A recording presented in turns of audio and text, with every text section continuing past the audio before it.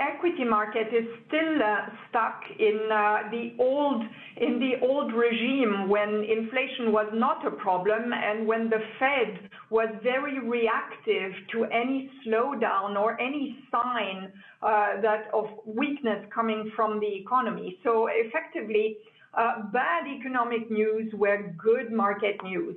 And I think now the market has not really realized, and I'd rather say the equity market has not fully realized that we are in a different inflation regime and that there is not going to be such a reactiveness from the Federal Reserve nor any other central bank that is currently battling inflation in the same way as it did when inflation was not a problem. So I continue to be quite suspicious, but of course I do understand that when yields are coming down as strongly as they did in response to the PCE data, then technology stocks are obviously reacting because they're just playing the correlation with yields.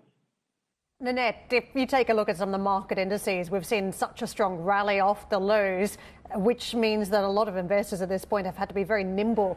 What do you think is going to happen into year end? Do you think that there's more icing on the cake on this rally, or is it time just to step back and bank some of those paper profits?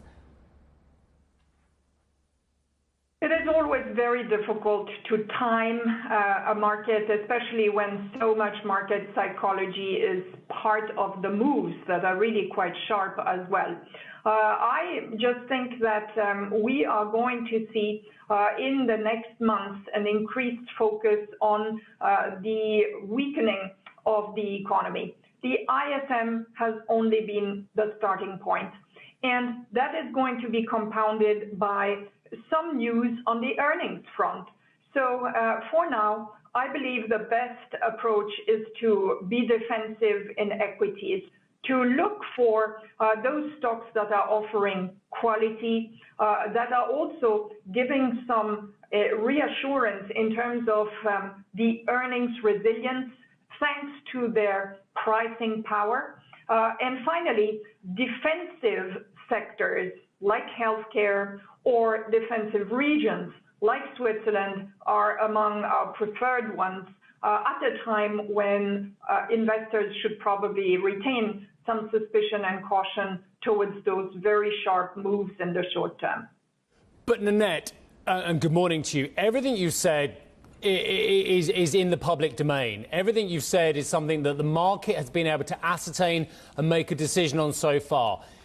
So I'm not quite sure where we are. Are we saying that the market has lost its role discounting future news flow and as such cannot mitigate that in the pricing we see now? Or are we saying that the market has already done that, in which case all of those fears for the first half of 2023, they're in the price? I'm really not so sure that they're in the price. I believe that fixed income assets at the moment have a better handle on where things are going. And in particular, in fixed income, we ought to be looking at what real yields are doing. When real yields are starting to go south, this is a good indication for also the economic strength losing steam. And so I believe that the more firm handle on the true state of the market and its correlation with interest rates is what the fixed income assets are telling us at the moment rather than equities.